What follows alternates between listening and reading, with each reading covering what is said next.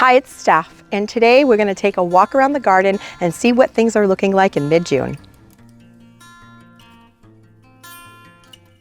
Well, in mid-June this year, the garden seems like it's a lot further ahead than it is in prior years. But I, myself, as the gardener, is a little bit behind. I have to still mulch and edge, but I'm going to show you what things look like right now and what's looking beautiful and in bloom. This here is a Japanese maple called Fire Glow, and it has the most beautiful red color when it's backlit by the sun. It's a lot brighter than the Bloodgood Japanese maple, so I've been really enjoying this in my garden. And this year it's put on quite a bit of growth. And in the back here, against the blue Colorado spruce, you really see these snowy spires verbascum.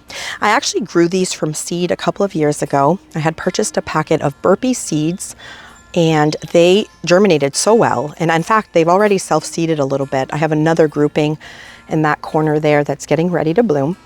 But pollinators absolutely love these. And I love how tall they are. So they're a good back of the border plant. These here are my oriental lilies, the stargazers, and they're all budded up and they should start to bloom anytime in the next couple of weeks. And they're really beautiful. I will be working on removing a lot of these daylilies here because the foliage, they've gotten pretty dense and the foliage starts to age really badly, and I think I've just outgrown my liking of daylilies. So I think I'm just going to get rid of them and pass them along to someone else who can enjoy them. But you can see here this beautiful flower that's in bloom is my phlox that I bought on clearance last year at the Home Depot, and I planted it here at some point in the summer in a video called Phlox Rocks. And the variety is the Fashionably Early Crystal. And while it does bloom early, and it has these really beautiful white, pale pink with a little bit of a lavender center, they're really pretty. I did find that they're getting a little bit of powdery mildew. Now it's pretty difficult to tell, but maybe you can see actually, if you get in there, George, you can see how there's some powdery looking dust on the foliage. And that is called powdery mildew, and it's something that phlox is very susceptible to. And so this variety appears to be prone to a little bit of it, but it could also be the fact that this bed is so densely planted that is preventing a little bit of the airflow around it that could be causing the powdery mildew. So hopefully once I thin all of these daylilies out and give this bed a little bit more breathing room, the phlox will perform better in following years. This is the first year that this beautiful plant here is blooming for me.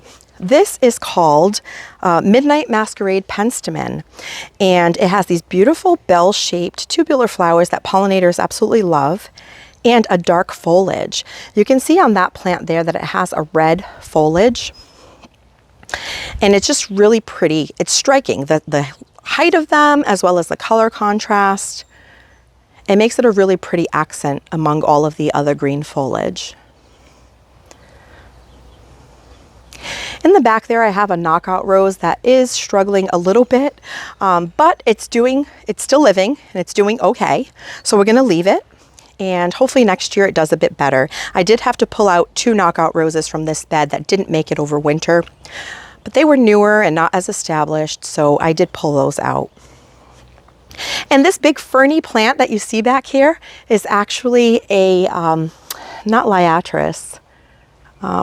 I can't remember the name of it right now. It'll come to me. It's the annual version of the delphiniums. So if I can remember, I will let you know. But it's a seed that I planted last year, and apparently it needs some cold stratification because I didn't get a bloom last year, but it popped up this year. So we'll see what it does in a few weeks. The sedums that I planted are also doing well. They're putting on some size, which means that they survived the transplant, so that's always a good sign. And my Nepeta is now almost at the end of its cycle. It's probably going to need some deadheading soon, but I'm going to leave these up as long as possible because there are still some flowers for the pollinators to enjoy.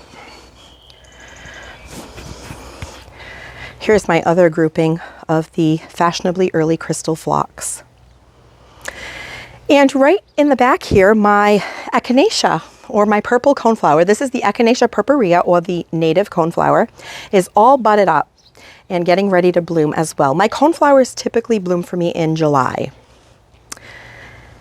And this big beautiful shrub here is my Semfall Spirea. It has the most gorgeous spring color. In fact, some of the new growth on the tips is still showing some of that spring color, but it is now taking on more of a green tone, which is its summer color. And it just looks like a big fern shrub. It's absolutely beautiful. And now it's also bringing on or putting out some of these bloom spikes that look like these tiny little pearls, and then they will start to bloom with these little fuzzy flowers. I remembered the name of that plant. It's larkspur.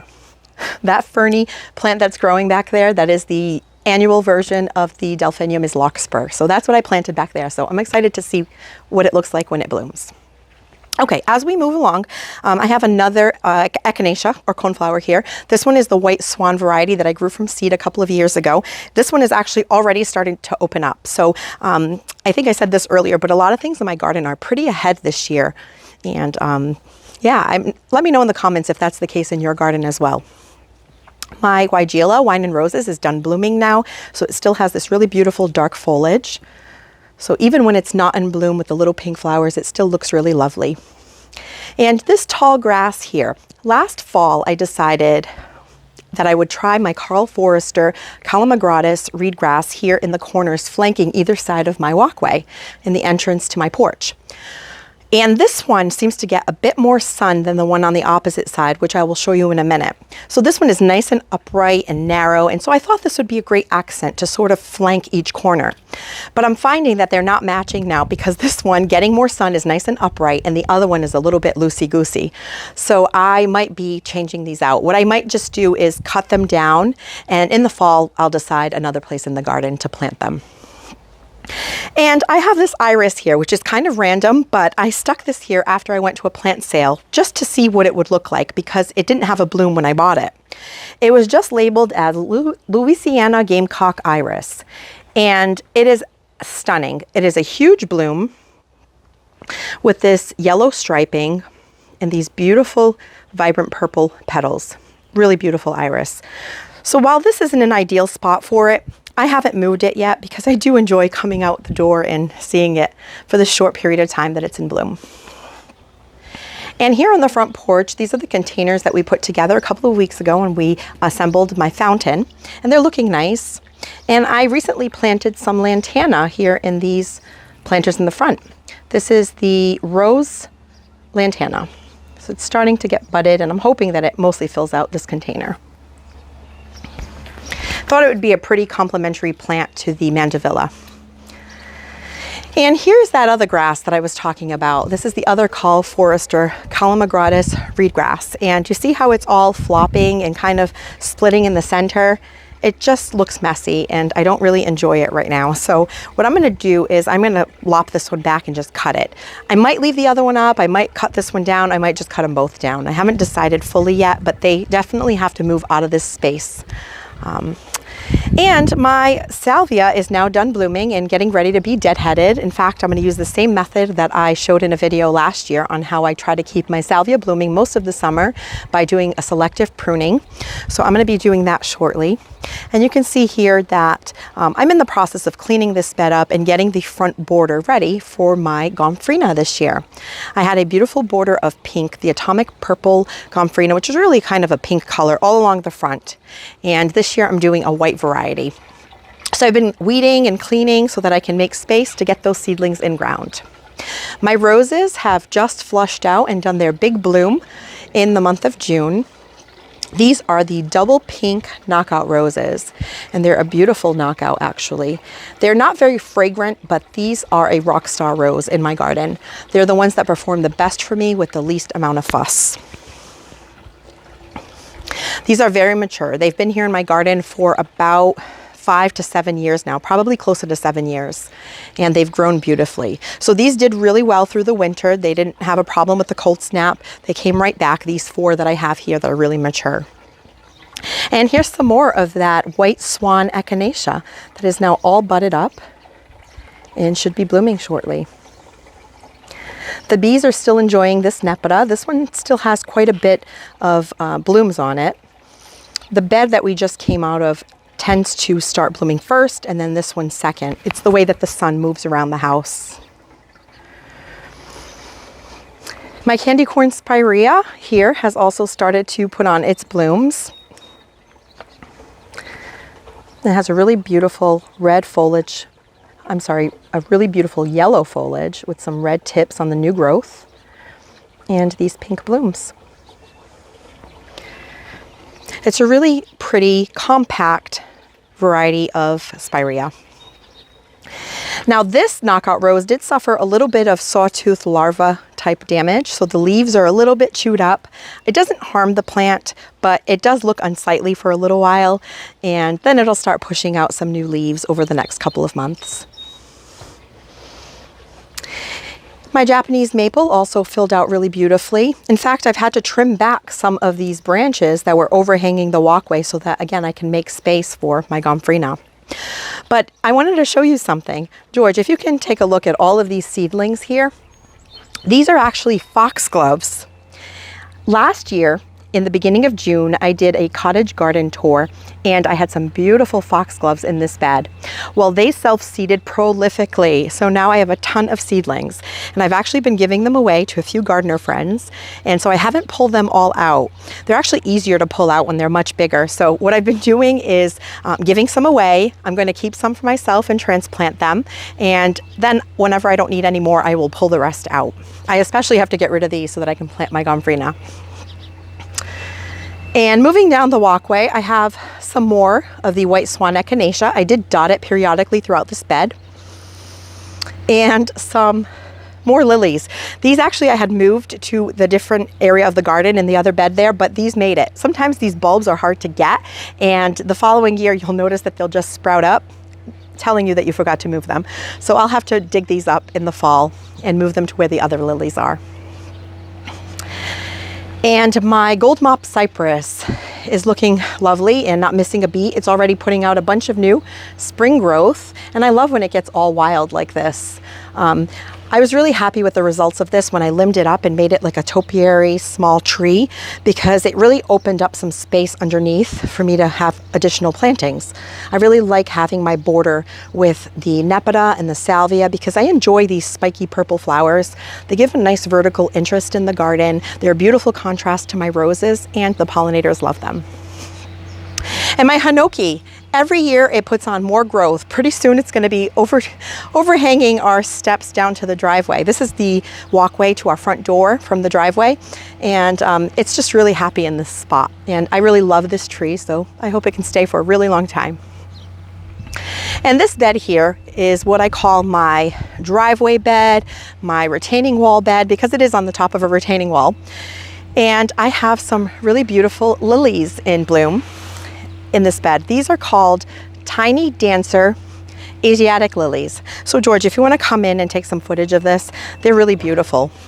I actually picked these up on clearance at Lowe's a few years ago when they were past their bloom. So I went and bought them just based on the photo, which showed that they were a pink lily of a shorter stature.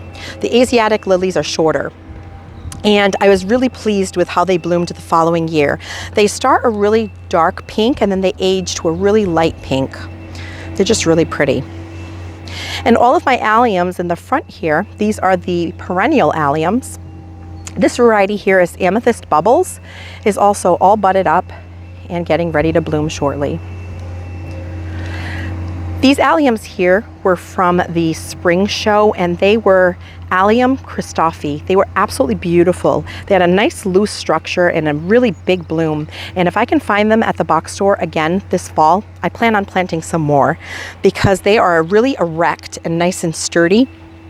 Great for the front of a border. My weeping blue spruce put on all of its spring growth. In fact, I have to train this leader to stay going upright. So I'll be inserting a taller bamboo and tying it up just to give it a little more height before I let it begin to start weeping, like this layer here.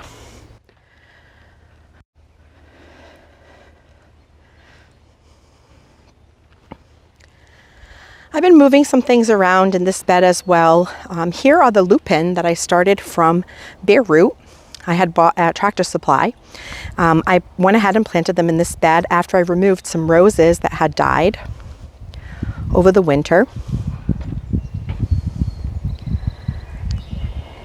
And just yesterday, I removed a clump of bearded iris that I had back there that looked really beautiful. The blooms were gorgeous. They bloomed a couple of, maybe a week ago, and they were called Poems of Ecstasy. I'll insert some footage of that. They have a really pretty peachy purple look to them, but they were really crowded between my bobos, so I had to rip them up, and I put them actually right back here behind my My Monet Purple Effect Weigela. I think that'll be a better spot because they'll have some breathing room. And my rose that does okay, an English rose that does okay for me, is the Olivia Rose Austin. Now, the deer, I didn't have a deer spike here, so they came through and they pruned it for me. And so it's not looking great now, but there are still a couple of blooms. But I do have some footage of how beautiful this rose looked the night before they came through and pruned it for me. This is an absolutely beautiful rose. It is more disease resistant than some of the other David Austins that I've grown in my garden. I will go through and clean it up because it's looking a bit tattered now, but it was absolutely stunning and very fragrant. I have another grouping of the alliums here, the perennial allium amethyst bubbles, and some more of that Christophe allium from the spring. And this was a really pretty peony that I had that is now pretty much done blooming. I have to come through and deadhead all of these blooms. I'm going to go ahead and cut these stalks off and just leave the foliage. But it is a really pretty white one. It's got a really open petal structure with a yellow center. Really pretty. So this bed is going to get its second flush of blooms with the alliums and the bobo hydrangeas. And I even have some liatris planted in the back here that offer, again, some vertical purple interest, and these will start blooming in the next couple of weeks as well. I have a grouping all the way down. I have about 3 clumps going down the back of this bed. And so now we're going to go over and check out my new driveway bed and how it's doing this spring. Right over here. We created this bed with some metal edging last fall, and it was a really easy way to create a new bed without having to dig up the sod. What we did was we placed some cardboard or some newspaper down over the grass. Well, first George went through and he weed whacked it really low, cut the lawn really low to get it as low as possible. Then we went ahead and we covered it up with some newspaper and cardboard and put this edging here and filled it all in with mulch. And we dug in the plants that we wanted to dig in, and it was kind of like an instant bed, really.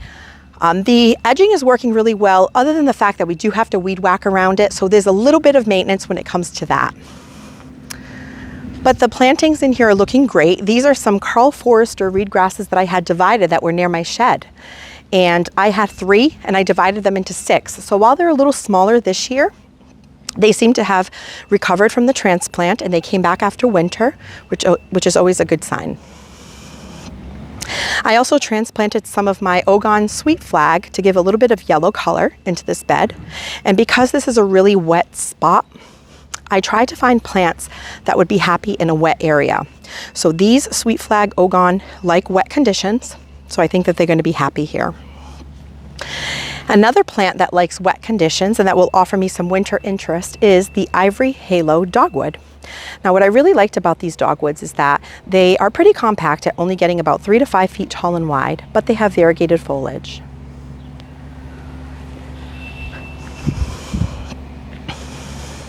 And 2 other shrubs that like water are willows, and these are the Iceberg Alley Sage Leaf Willow. And I picked these up on clearance at Lowe's last year, and they came back this year, which is always good when you pick up a clearance plant. Sometimes they're a bit stressed, so you never really know how they'll do. But I was glad to have taken a chance on these because right now they're looking okay. I really love the blue coloring on these. I tried to get a color and texture difference in this bed with the vertical interest of the grasses, the variegation on the Ivory Halo Dogwoods, the blue coloring on these willows, the yellow grasses, and I also wanted something evergreen. So I went ahead and I planted this Dragon Lady holly, but the deer really went to town on the soft foliage. I did have to put a deer spike here to prevent them from doing further damage, and it is recovering some now, but I may think about replacing this with something different, either some kind of tree that likes water or some kind of evergreen. And so that is this bed. It is flanked on either side by the original plants that were here, which were my beautiful blood good Japanese maples. And we did plant these pretty high because we knew that it was a high water table in this area. So now we'll move along to the backyard. And one more thing before we get to the backyard. You see this beautiful Japanese maple that I have cascading over the wall here? I absolutely love the way this looks hanging over the wall. But the story with this Japanese maple was that it had a lot of dieback one year for whatever reason, and it was just looking terrible. We cut off a lot of the dieback and it just had a really terrible shape.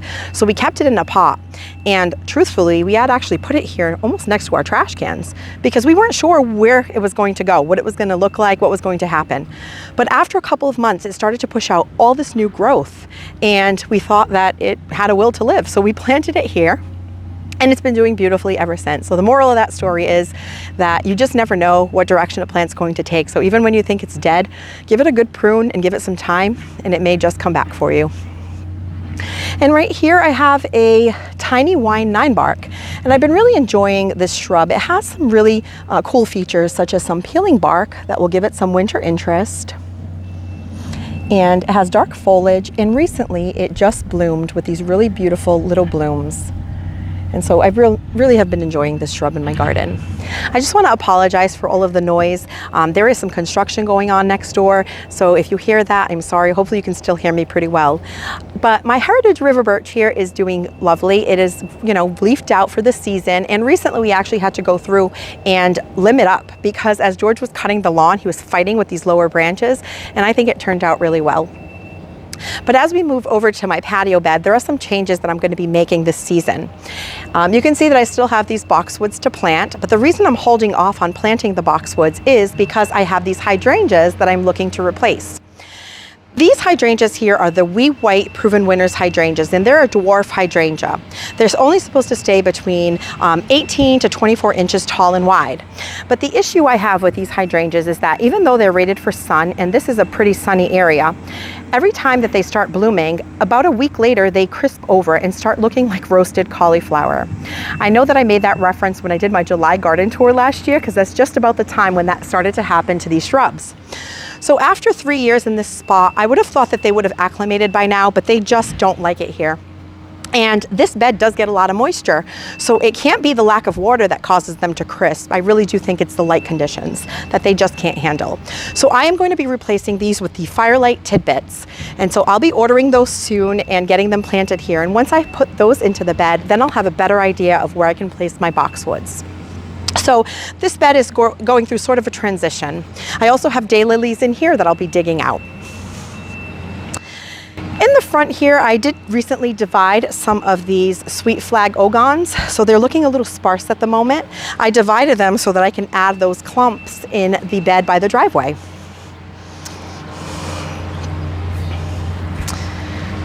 And I also have a bunch of lilies that are getting ready to open up. In fact, some of them already are. They're a type of stargazer lily that I had in this bed originally, and I had pulled them up, and they didn't bloom last year, but they're blooming this year. I thought I had moved the rest of those, and I'll show you where I planted them once we get to that area of the garden. But that's what happens with these bulb plants. You think you get them all, and then the color will spring up a couple of years later. I also have some poppies in here, which are going to start to bloom hopefully in the next month or so, and some other things that are just starting to pick up. This patio bed here really shines in July. In July, this is a riot of color with my cone flowers and the yarrow that's starting to bloom, as well as the lavender. So it's really, really pretty. So right now it's just starting to come into that color. I did have to dig up those roses that I'm now trying to get healthy in the pots in my rose ICU. And so that opened up some space. So what I did was I plopped in some zinnias, some annual seedlings, to fill in this area and to give me some color all season or for the rest of the season. And I also transplanted this dark foliage plant from my back garden area to this bed. And this is Joe Pieweed. My friend Maureen has some in her garden, and she told me that this plant likes a little bit more sun. And I had never seen it bloom in the shady spot that I had it in the garden. So I went ahead and I moved it here. So I'm excited to see if I get some flowers this year. These are some cone flowers, and you can actually see that the yarrow is starting to bloom. This is the Rooty Tooty Apricot Delight Yarrow. It actually had quite a bit of dieback this year, and again, that is because this bed is fairly wet. So I have to work on, George and I are going to take on a bit of a drainage project at some point. We just haven't had the time yet. And hopefully once the drainage is improved here, it will help things do a bit better. And a couple of things that are looking really beautiful right now, George, if you want to come around, is this gorgeous delphinium.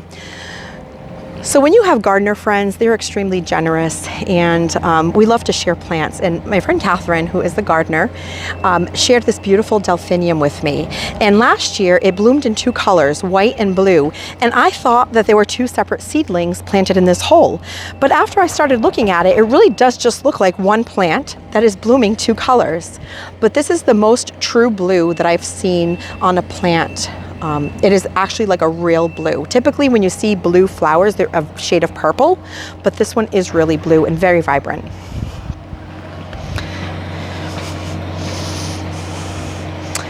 And some coneflowers have started to bloom. These were actually early, and I'm glad that they were, because I was a little worried about this Cantaloupe Supreme coneflower. It is a beautiful apricot, melon, orange colored coneflower, and it's a double, so it has this really puffy center with the lower petals below it. It's really gorgeous, but I'm happy to see that it made it through the winter. This one here might be the green twister that I started from seed, and it looks much larger this year. So that should be blooming soon as well. So I have a few groupings of coneflowers throughout this bed, and even my Kniphofia is starting to come back, which is great. So the Kniphofia is a red hot poker, it's called. The variety I have is called Lucky Lady, and it's a chartreuse green color, really pretty. But even when it's not in bloom, it just looks like a really pretty grassy texture plant. And here's my new coneflower. This is the Sunseeker Rainbow, and it starts off pretty orange, but now it's starting to pick up this corally color. This is the one that I picked up as a souvenir from my girls' gardening trip to Pennsylvania. And I really love the contrast of the dark Joe Pye weed with that coneflower. And last thing that's in bloom in this bed is the Scabiosa Butterfly Blue. This is a pollinator magnet. Now, I do really love this perennial, but you should know that it is a short-lived perennial, meaning that it'll bloom in your garden for 2-3 seasons and then it will stop returning. Now, I did have some in some pots that I was able to transplant here in the garden, so they're doing really well. And this beautiful Japanese maple that you see here in this bright yellow is called Summer Gold. And while most Japanese maples start off one color in the spring before changing in summer and then changing again in fall, this one keeps this yellow golden color all season long. Has beautiful yellow leaves with these red stems, and it's just really interesting. And to keep this golden color, it does need sun, because you can actually see that down below, the foliage that's a bit more shaded by the upper leaves has a bit more of a green chartreuse color. And while this maple does like sun, to keep this golden color, it will need adequate water in order to keep it from getting crispy in the really hot summer temperatures.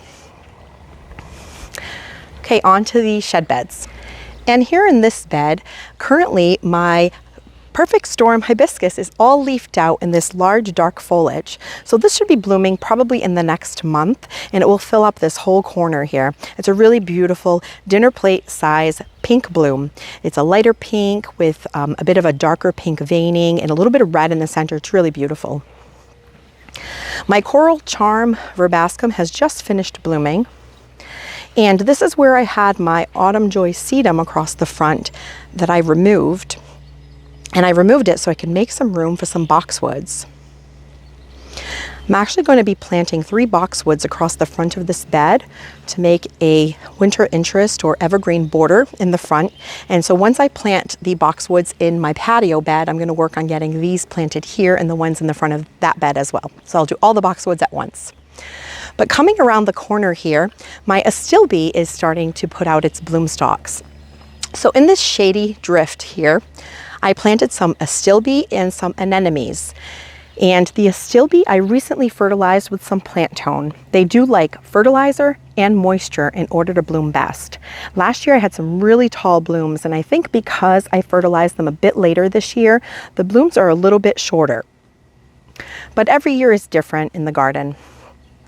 And of course, I can't help but pull weeds when I'm walking through.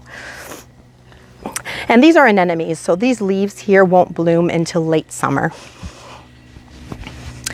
And my quickfire hydrangea is all budded up. So this is a beautiful hydrangea. I actually bought this thing on clearance a couple of years ago, and it has done really beautifully for me and fills out this corner really nicely. Now my trellis here, I have a climbing rose. It's a Zephyrine Druin, which is a thornless rose. Okay, it's mostly thornless. Once in a while I do find a thorn, but it has also been infested with sawtooth larvae, and you can tell because they skeletonize the leaves. But I have also gotten some really pretty blooms, and my clematis that I have here, which is Duchess of Edinburgh, it is a beautiful white double clematis.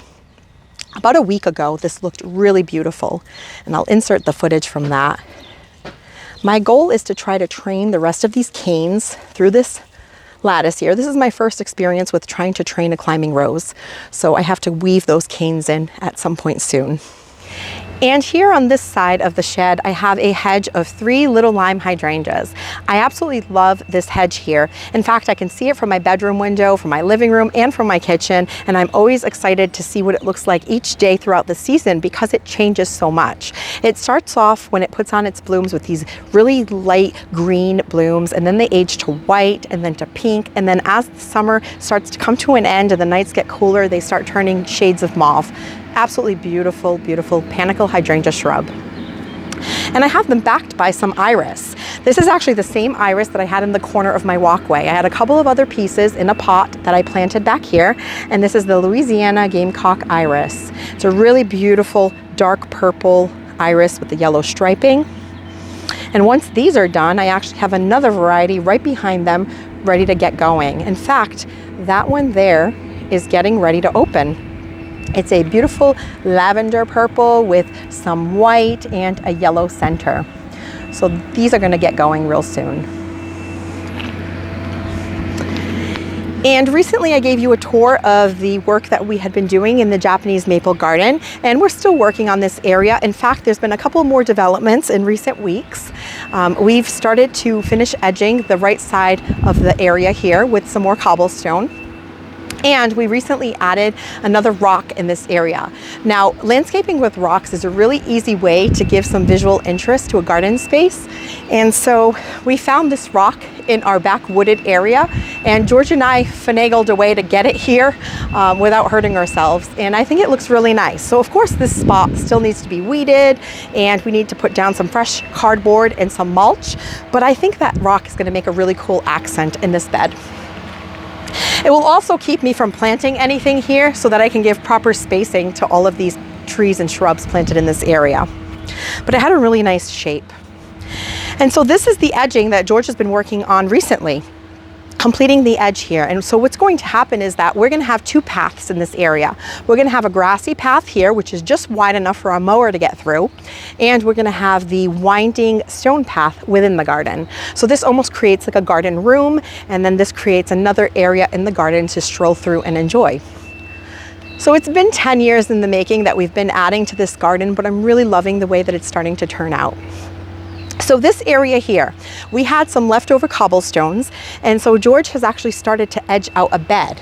Now, I often get asked what this fabric is doing back here, and initially when we moved in, there was a bunch of bramble in here and briar with thorns, and it was just a really wild area with weeds. And because our children's play set was back here, we had to find a way to contain that because they would often get caught by all of the thorns.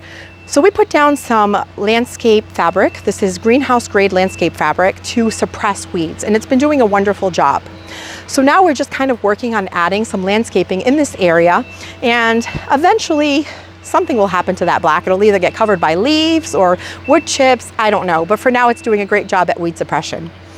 But this here is a moonrise Japanese maple, and in the center we have one that is on the out. It is a bihu Japanese maple, and it is not really hardy in our zone. Each year it gets a ton of dieback and it actually has a terrible shape right now. So that is one that I am okay with parting with, and I'm going to actually plant an evergreen that can tolerate some shade in this area. And here in this woodland bed, I recently planted this viburnum. This is a double file viburnum that I had overwintered in my vegetable garden last fall. So I think that once this grows and kind of fills out this area, it'll look really lovely. It blooms in the spring and it has fall color. These 3 perennials are eventually going to get moved out of this area, specifically this pulmonaria that I plan on planting in the garden area behind us, the new garden, once I have a bit more shade. So probably by next spring, I'll be moving this out of here. And then I can relocate those as well to give the shrub some more space. This is my Ann Magnolia, which did really well this year. This has been planted here for 3 years. It was a clearance plant, but now it is thriving and I absolutely love it. So this bed, the goal with this bed is really just to have some shrubs that do good in some part shade. I have some Pyrus japonica planted here. It's mostly going to be some ground covers, some hellebore, a couple of heucheras, or shade-loving plants, but I'm really loving the way that this bed here has been turning out. I think it'll be a really nice border to the pathway, to the grassy path. So moving along, I recently transplanted some rhododendrons. They were in a different spot of the garden and they were getting a bit too much sun, so they were really doing poorly. And rhododendrons are an understory plant, meaning that they really prefer some shade from some plants above, so some trees that are overhanging them and so forth. And because I have a rhododendron that I was doing really well planted under a tree, I went ahead and I moved these 2 Nova Zembla rhododendrons to this area here under this tree. I thought that this would be a great spot. If they end up recovering and doing well, they will fill up this corner and be right across from my woodland bed and at the bottom of this gravel path. So I went ahead and placed them here. Hopefully they will make a comeback.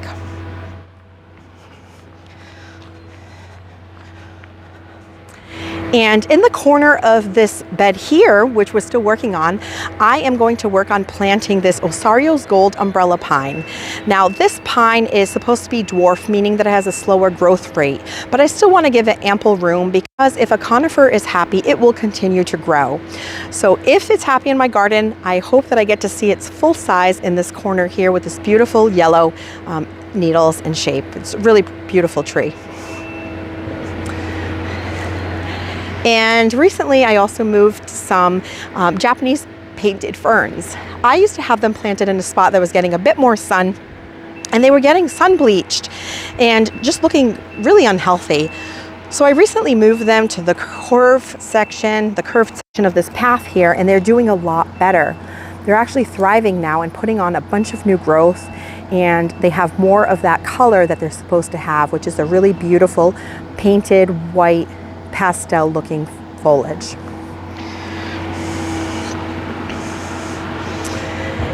And I have one more thing I want to show you in the garden. And before we make our final stop, I wanted to just show you a couple of things going on in my vegetable garden, starting with the pollinator bed that I have in front here. Recently on one of my trips to Home Depot, I picked up a flower that is new to me called a globe flower.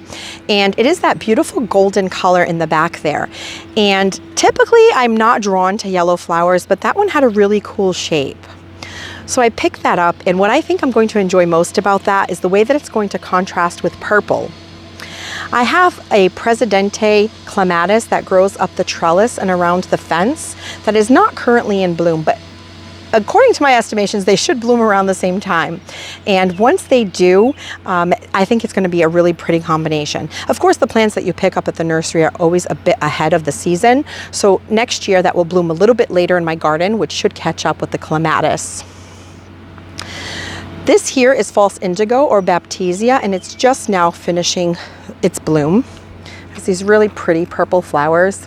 And even when the flowers aren't in bloom, the foliage is actually really pretty to use as fillers in summer arrangements with things like zinnias, cosmos, and even dahlias.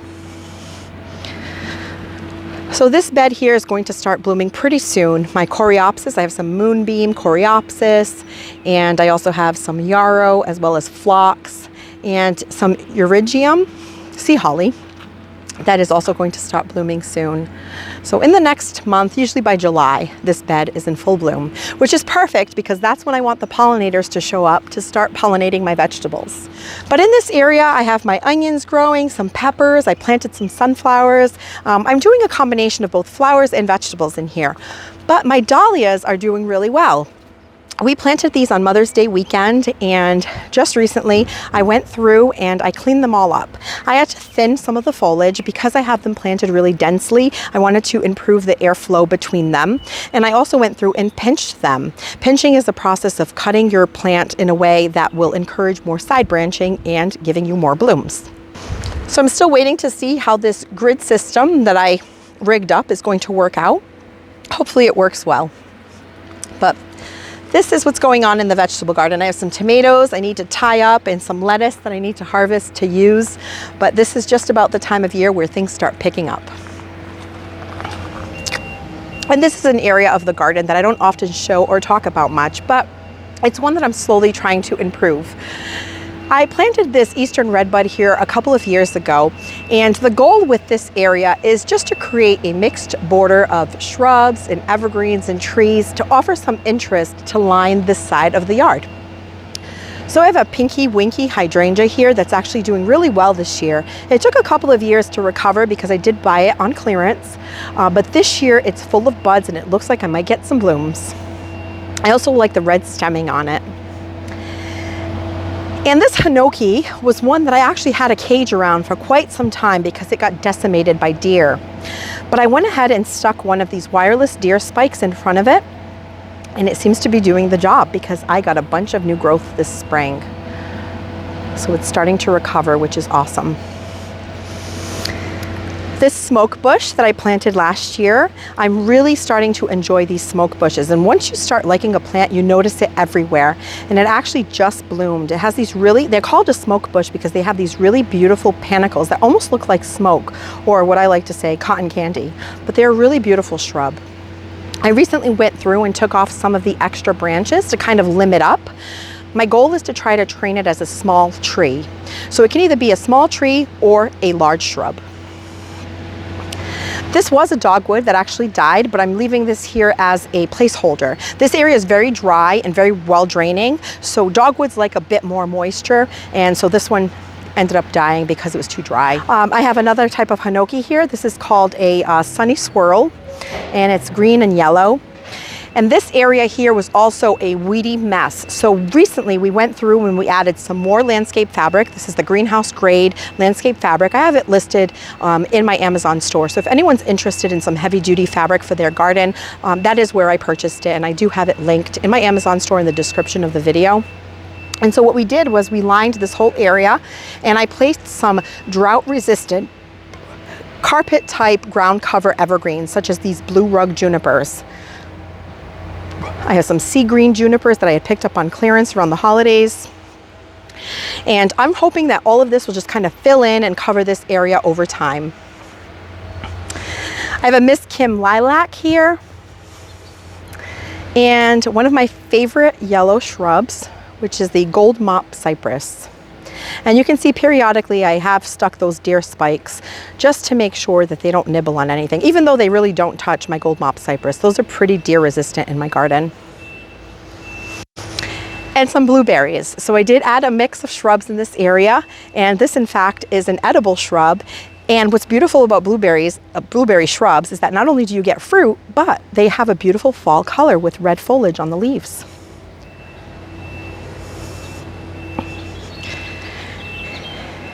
And this is pretty much where this border will end, but over time I do plan on extending it out about 4 to 6 feet and having some more plantings. There is a lilac planted here. This is the Bloomerang by Proven Winners, and it bloomed beautifully for me this year.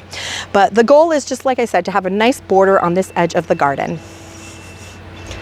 And we're going to end the tour at the top there, where I'm going to show you some lilies. Now we're back to where we started, which is by the fire glow in the front yard. And these are the lilies that I originally had planted by my water fountain in the patio bed in the backyard. I thought that I had lifted them all, but as you can see, one stood over by the fountain. But when it's done blooming, I will go ahead and lift that bulb and plant it here with this grouping.